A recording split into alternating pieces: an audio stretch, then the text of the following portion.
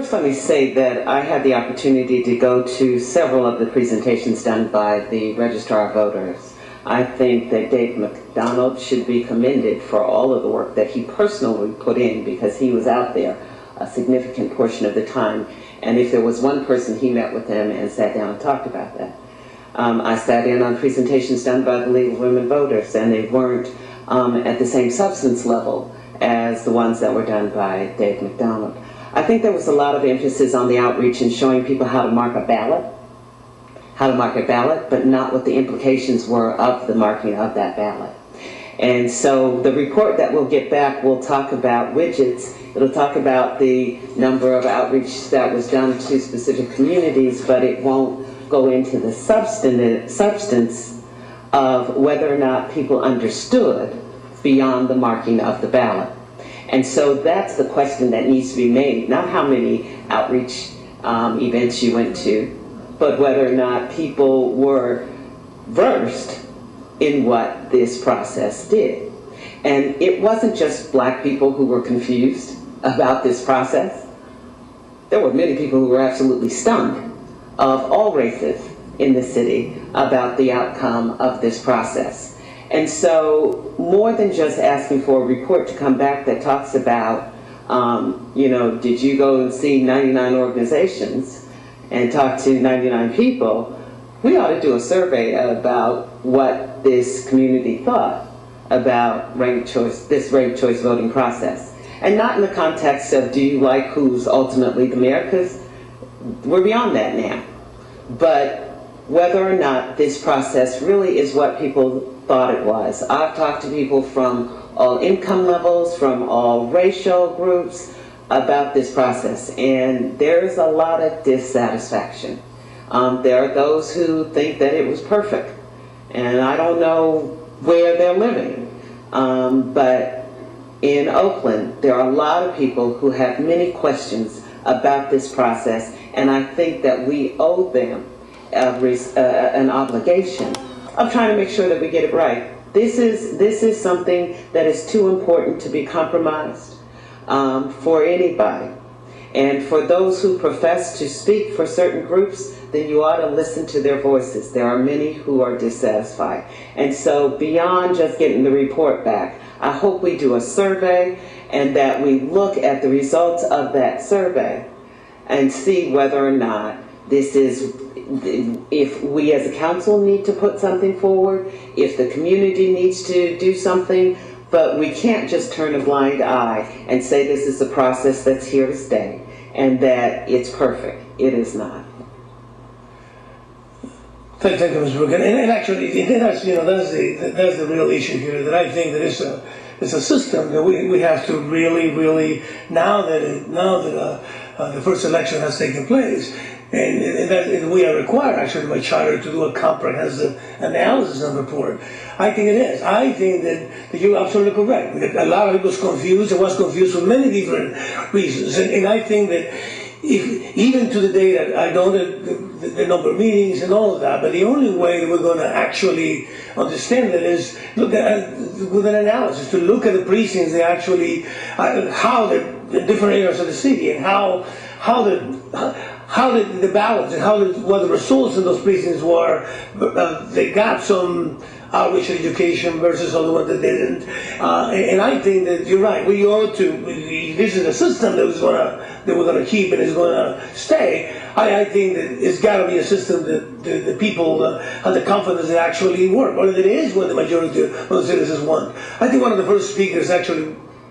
Gentleman that sent us a letter, it was absolutely on point. The fact is that we passed and approved this several years ago, and now we have the actual results. And I think that we have the responsibility to really provide a real detailed analysis, and not only of how the people thought or viewed the system, but as many reasons, I think the speaker is correct. I think that many cities and many counties around this country has used ranked choice voting, going back to the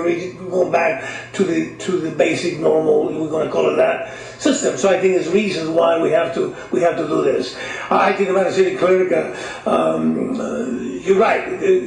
We try to provide, by the way, the county with some of the questions, and we try to get in touch with the county now for several weeks now to try to get a more detailed information. And I think now, obviously, I have the questions. Some of the questions, I guess, Ms. Brooks wrote them. I'm just kidding, because I actually some of the questions that I have, I asked for that information from both the city clerk and the county, and some of those that are specific. They will give us at least a picture of what is what are people thinking of, how many areas of the city did better than others and why. But so I will submit these questions. I think you have them already. Submit them to the county so they have plenty of time to compile the information and the data, the actual data, and bring it back, whatever, another 15, the following. And I agree, I have no problem with Ms. Brooks' suggestion that she'll come to the full city council, because I think that's the only way that we can make sure that they get the broad exposure that we need to give it. So,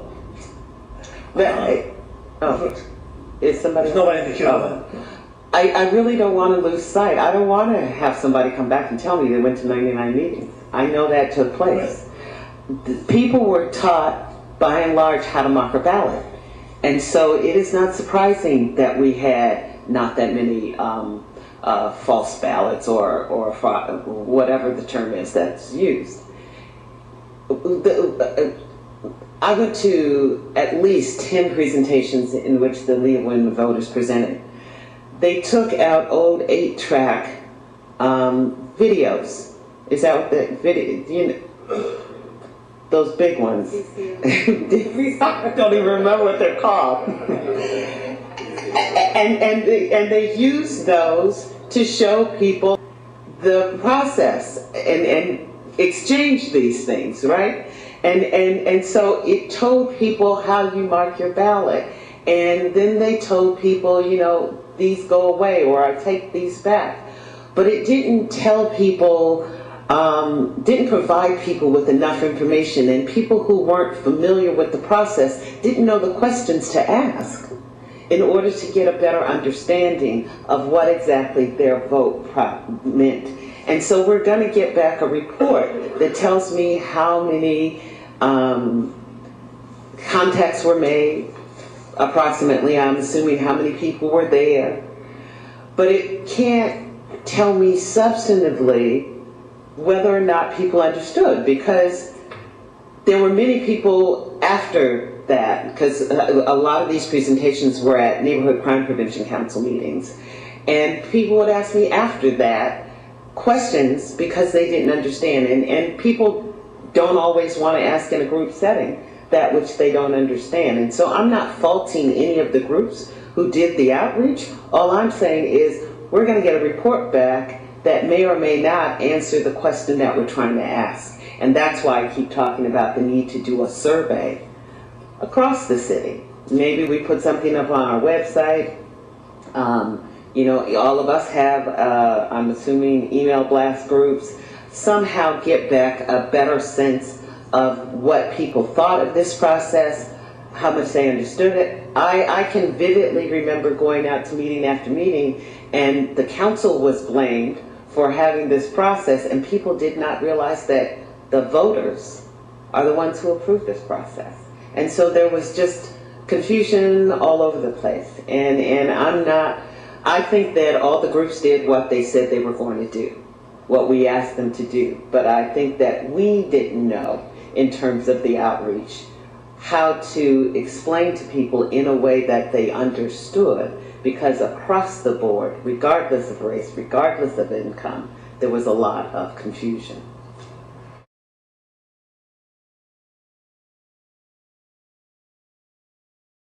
Appreciate the opportunity to speak to you about this, I think, critical issue in regards to the way that Oakland runs elections.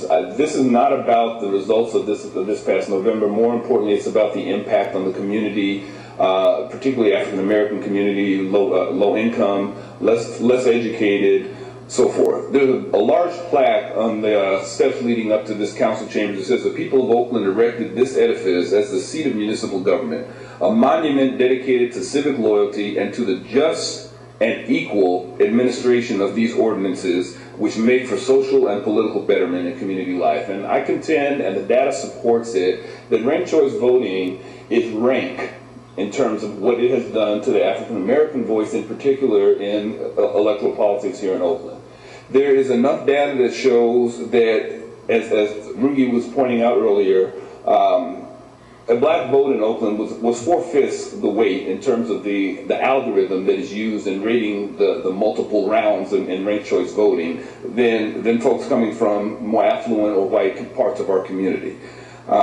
Considering that you spent $3.30 for each voter contact for your outreach and education program, the question needs to be asked, how do you gauge the results of that? What did you get what kind of bang did you get for your buck? And where's the data that shows that the neighborhoods in which these outreach efforts occurred actually performed better than those in which it didn't occur? And the fact of the matter is the data shows that the exact opposite is the truth.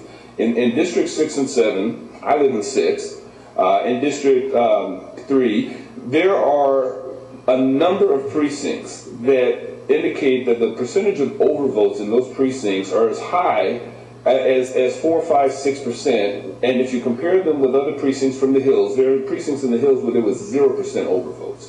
That's something that needs to be investigated, and that's a concern that I hope you take seriously.